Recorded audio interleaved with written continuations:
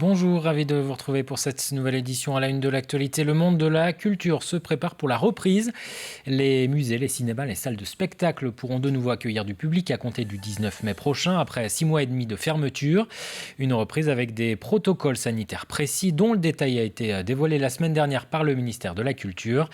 Des contraintes loin d'être faciles à gérer pour les responsables de salles ou de festivals. Explication Alexia Janet, Marie-Aimée Copleutre. Une saveur particulière, c'est le goût qu'aura la reprise des spectacles pour cette salle, ouverte en septembre et qui n'a pu organiser que 5 spectacles depuis. Le 19 mai, les portes de la grande salle seront bien ouvertes, mais pas question de reprogrammer une année inaugurale entière sur seulement les mois de mai et juin. Aucun spectacle donc avant la prochaine saison culturelle en septembre. Depuis quelques semaines, on est enfin à se projeter sur l'avenir, plutôt que d'être à tâtons et d'être toujours sur le qui-vive, sur quelque chose auquel on a du mal à croire.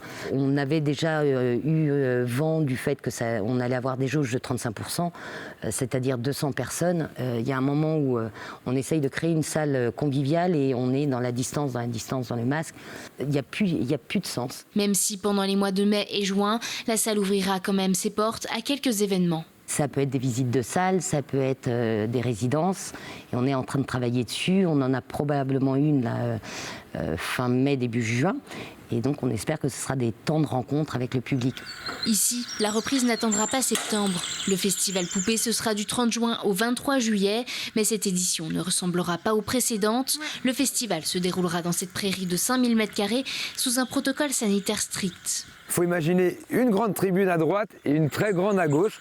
La règle aujourd'hui, c'est donc d'avoir 5000 places pour mettre 65% du public. Donc nous, on a prévu de garder un peu plus de 1000 places pour distancier les gens. Donc on a le droit de venir avec les groupes de personnes avec qui on est venu et on doit laisser une place de disponible entre chaque groupe de personnes venues ensemble.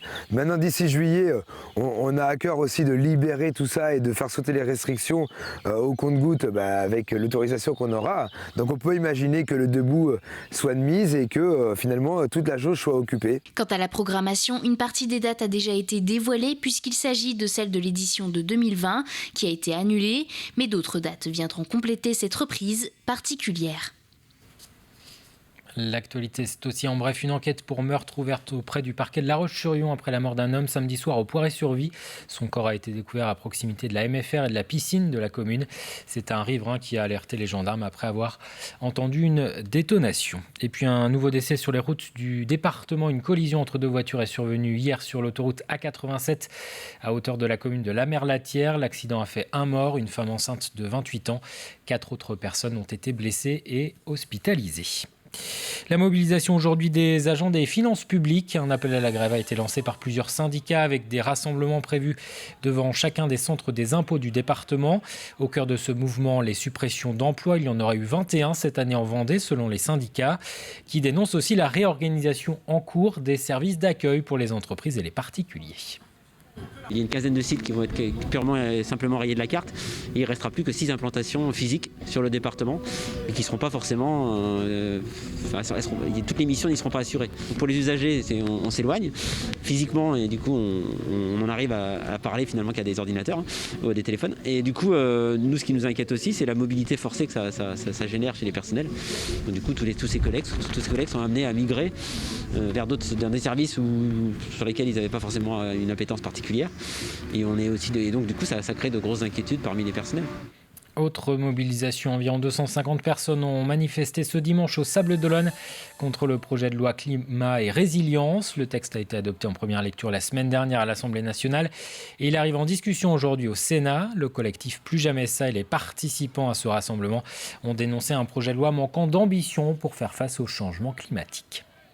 On est dans un monde où avant tout c'est le profit, c'est l'argent, c'est l'immédiat et on ne pense pas à l'avenir. Sauf qu'aujourd'hui on est lancé dans un combat, dans une guerre presque, pour préserver la planète. Si on perd ce combat aujourd'hui, c'est l'humanité qui est perdue. On veut aussi des vraies lois sur l'écologie.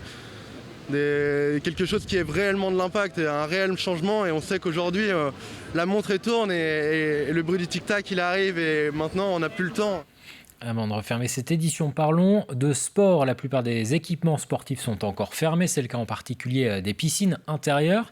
Mais les bassins restent accessibles à certaines personnes. Les patients atteints d'une affection de longue durée comme le diabète, la sclérose en plaques ou encore la maladie de Parkinson. Pour ces malades chroniques, le sport peut être prescrit sur ordonnance. Des séances adaptées ont vu le jour depuis quelques mois au complexe aquatique de Saint-Hilaire-de-Riez. Reportage Alix Lanos. Entre deux exercices, ils discutent et font connaissance. S'ils ont accès au bassin intérieur de ce complexe aquatique, c'est que cette séance de sport adapté leur a été prescrite par un médecin. Ils sont encadrés par Alexis, maître nageur et enseignant en activité physique adaptée. Donc là, c'est que des patients qui ont du sport sur ordonnance. Donc leur médecin traitant délivre une ordonnance particulière, spécifique. Ils ont des pathologies différentes. Après, ils ont des limitations fonctionnelles qui sont à peu près équivalentes. Et moi, par rapport à ça, je vais établir un programme de sport adapté pour justement qu'ils retrouvent une vie plus active. Surpoids, diabète, problèmes articulaires ou cardiaques, nombreuses sont les pathologies pour lesquelles la natation est particulièrement indiquée. Grâce à la pesanteur, ils oublient le poids de leur corps, les douleurs et les difficultés à le mobiliser. Ça fait vraiment du bien, ouais. J'ai un coach qui est très bien. Il nous explique vachement bien, ouais. C'est superbe. On se détend, on oublie tout, c'est très bien. Le fait d'être dans l'eau, ça fait du bien. Donc pour le moment, il n'y a pas de résultat derrière, mais je doute pas qu'il y en aura. Et puis ça fait du bien, ouais. Le recrutement d'Alexis en septembre dernier permet de développer le projet de sport adapté qui trotte dans la tête du directeur de la structure depuis quelques temps. Très vite, les séances de sport thérapeutique séduisent les patients. D'un cours par semaine, Alexis passe rapidement à 4 et propose aujourd'hui des séances pour une 60aine de personnes. Quand j'ai vu son CV, je me suis tout de suite dit qu'il faut qu'on fonce et qu'on lance l'activité, qu'on profite d'Alexis pour pouvoir après former nos maîtres nageurs volontaires. L'idée, c'est également que je crée des vocations et que je forme mes collègues, que les collègues se forment aussi pour pérenniser le système, même en dehors de la crise sanitaire. L'idée, c'est de pouvoir proposer du sport santé tout le temps et en dehors de la crise. Sur les 13 maîtres nageurs que compte le complexe aquatique, près de la moitié ont décidé de se former à l'encadrement du sport sur ordonnance. Les prévisions météo pour cet après-midi, un temps instable au programme avec une alternance de nuages et d'éclaircies et un risque d'averse sur l'ensemble du département. Le vent de secteur sud-ouest va faiblir. Les températures afficheront 15 à 17 degrés. C'est la fin de cette édition. Merci de votre attention. Je vous donne rendez-vous à 18h pour un nouveau journal. Très bon après-midi.